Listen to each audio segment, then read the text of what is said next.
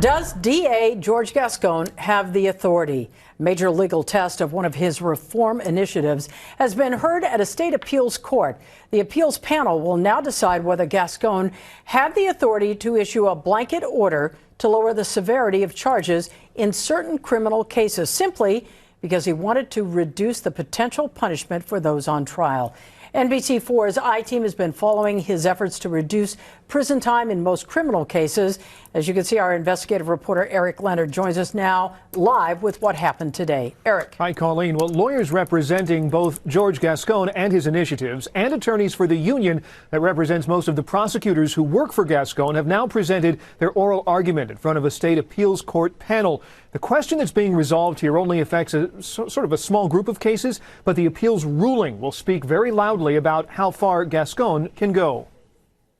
The argument today centered on an order from DA Gascon that was sent right when he took office that told prosecutors in a blanket order they were to immediately drop so-called strikes, which can increase prison sentences, and to drop potential life without parole prison sentences without legal grounds or a specific reason that was based on the facts of a particular case.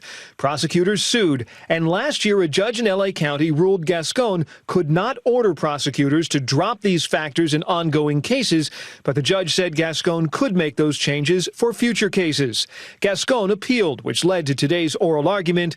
The attorney for the LA prosecutors argued to the justices that Gascon broke the law by demanding that lawyers in his office ignore state laws that require specific sentences. Here we have a rogue DA who's coming in and saying, guess what? I don't like the law. And you know what? I have discretion to say, I don't care what the legislature said. I don't care what the court said. I am telling my staff to not plead and prove in any case. No way, no how, no time. This is a blanket policy. The attorney told the justices 3 strikes and other sentencing rules are the laws of the state of California, not just LA County, and a local DA should not be allowed to decide which laws should be followed.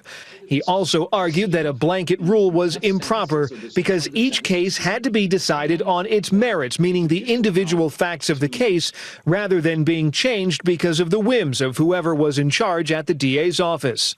Now, the attorney for DA Gascon told the appellate justices today that even if prosecutors are legally correct that Gascon has exceeded his authority, the state appeals court, they say, is the wrong way to resolve this dispute. Gascon argued the only remedies are either to remove the elected DA at the next election or get the state attorney general to take over the entire DA's role if it can be shown that the DA isn't following the law.